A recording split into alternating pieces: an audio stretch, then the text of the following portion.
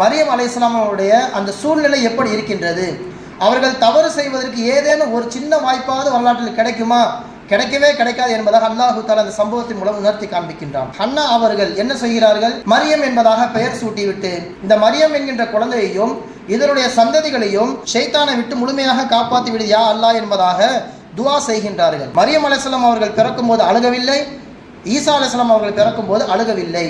இவ்விரு குழந்தையை தவிர்த்து எல்லாம் ஷைத்தானால் தீண்டப்பட்டவர்கள், அதனால் தான் அழுகின்றன என்பதாக சொல்லி காண்பிக்கப்படுகிறது. அல்லாஹ் சுப்ஹானஹு வ தஆலா என்ன சொல்கின்றான், ஆண் குழந்தை பிறந்தால் எப்படி நான் ஏற்றுக்கொள்வேனோ அதே போன்று பெண் குழந்தையாக இருக்கின்ற மரியமையும் நான் ஏற்றுக்கொண்டேன். ஒரு ஆணுக்கான எல்லா அந்தஸ்தையும் இந்த பெண்ணுக்கு நான் கொடுப்பேன் என்பதாக அல்லாஹ் தஆலா சொல்கின்றான். குர்ஆனில் நீங்கள் பார்த்த தெரியும், மரியம் அலைஹிஸ்ஸலாம் அவர்களை குறித்து வருகின்ற பொழுது வகானத் மினல் கானிதீன் என்பதாக வருகிறது. மரியம் அம்மா அவர்கள் இபாதத் சாலி, வணக்கம் செய்பவர்கள் ஒருவர் என்பதாக அல்லாஹ் தஆலா சொல்லி காண்பிக்கின்ற பொழுது கானிதீன் என்கின்ற ஆண்பாலை அல்லாஹ் தஆலா இந்த இடத்திலே சொல்லியிருக்கின்றான். அசலிலே இந்த இடத்திலே கானிதாத் என்பதாக வந்திருக்க வேண்டும்.